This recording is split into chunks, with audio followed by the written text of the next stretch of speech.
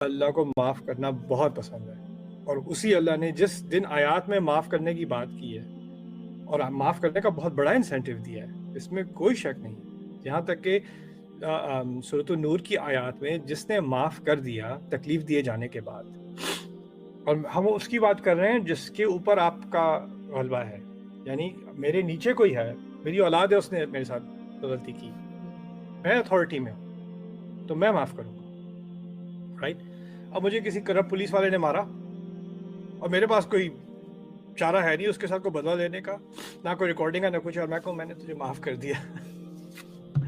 میری معافی کا کیا ہوگا؟ میں ویسے ہی پیٹ رہا ہوں، یعنی مظلوم معاف کر، ایک تو پہلے مظلوم ہوتا ہے، اس سے پھر کہتے ہیں معاف بھی کرو۔ جو آیات ہیں قرآن کی وہ کس سچویشن کی ہیں کہ آپ کے پاس بدلہ لینے کی پاور تھی،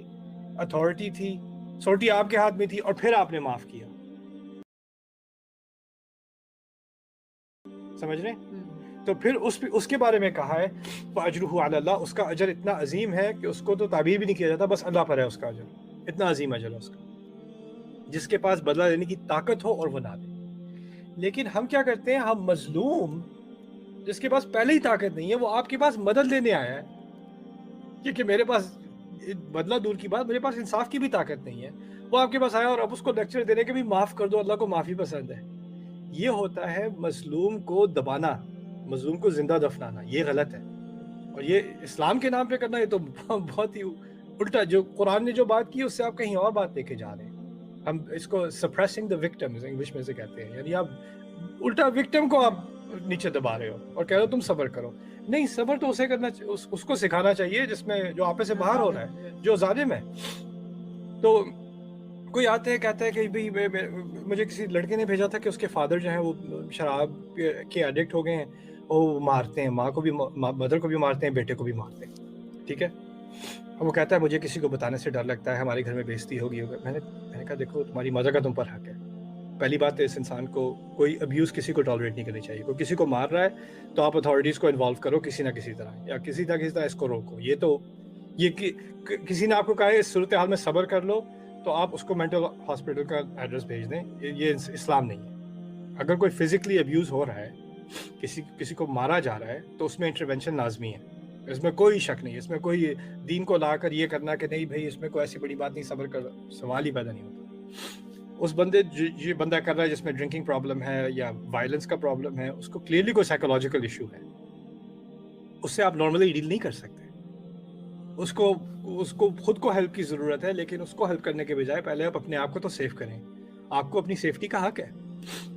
اس کی ماں کو، اس کو خود کو سیفٹی کا حق ہے۔ اور اگر وہ کہیں کہتا ہے کہ ہم اپنے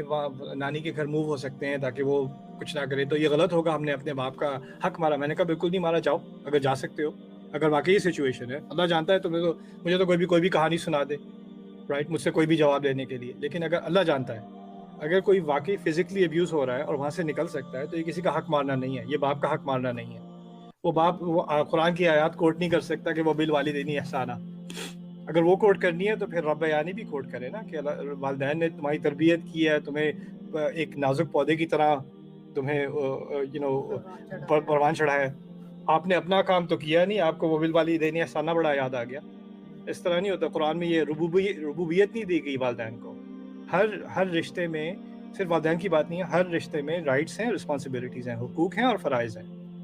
کوئی اپنی ذمہ داری پوری نہیں کرے گا لیکن حق کے نعرے مارتا رہے، ایسے نہیں ہوتا ہمارے دین میں۔ صرف ایبسولوٹ حق صرف ہمارے رب کا ہے، رائٹ؟ تو ان چیزوں میں کسی کو گلٹ کرنا، اور پھر بعد میں پھر ہوتا ہے کہ مجھے کبھی کبھی خیال آتا ہے کہ میں اپنے ابو سے بدلہ لوں، انہوں نے میری مدر کو ایسے مارا تھا، یہ کیا تھا، وہ کیا تھا، خیال آتا ہے۔ میں نے کہا خیال نیچرل ہے ایکچولی، اگر کوئی بچہ دیکھے ایسا تو کیوں نہیں آئے گا اس کے دماغ میں خیال، اس کے دل میں خیال؟ اس کو بیچارے کو آپ نے ٹرامیٹائز کیا بچے کو اس طرح کی چیز کر کے، اور پھر اس کے اوپر سے وہ پہلے ہی ایموشنلی ٹرامیٹائزڈ ہے، اس کے اوپر آپ اسلام کا استعمال کر کے اس کو ریلیجسلی ٹرامیٹائز کرتے ہو کہ میرے یہ جذبات دین کے خلاف ہے، اب میں جہنم میں بھی جاؤں گا، اس دنیا میں بھی میں پٹا اور مجھے آخرت میں بھی پٹنا ہے اس جذبات کی وجہ سے۔ ظلم کے اوپر ظلم، ظلمات بعضها فوق بعض، اور یہ چیزیں جو ہے جب ہم دین کے نام پہ کرتے ہیں تو اس سے مجھے سخت تکلیف ہوتی ہے کہ لوگ سمجھتے ہیں کہ یہ نان مسلم جو ہیں ان کا اسلام کے بارے میں غلط کانسیپٹ ہے، یہ اسلام کے خلاف پروپیگنڈا کرتے ہیں، یہ کرتے ہیں، وہ کرتے ہیں۔ ہم نے کم کیا ہے؟ ہم نے اسلام کے نام پہ کم زیادتیاں کی ہیں؟ رائٹ. تو ان چیزوں میں اگر کوئی جسٹس ڈھونڈ رہا ہے, کوئی لیگل راؤٹ لے رہا ہے, کوئی فیملی کی انٹرونشن لے رہا ہے, کوئی ظلم کو روکنے کے لیے اپنی مدد کر رہا ہے, شریعت کے دائرے میں, انصاف کے دائرے میں, ڈیسنسی کے دائرے میں, اگر آپ صحیح کام کر, میں یہ نہیں کہہ رہا کسی سے پستول اٹھا کے جا کے کسی کو گولی مار دو, یہ بھی نہیں کہہ رہا میں. ایک دائرہ ہے اللہ تعالیٰ نے وہ ہمیں دیا, اس کے اندر انسان اپنی مدد کرنے کی کوشش کرے, اس میں کوئی حرج نہیں. لیکن بدلے کا راستہ آپ چھوڑ دیں, انصاف کا راستہ پکڑ لیں, اور اللہ تعالیٰ سے مانگنا ہے تو اپنے لیے پناہ مانگ لیں, کسی اور کے لیے نہیں.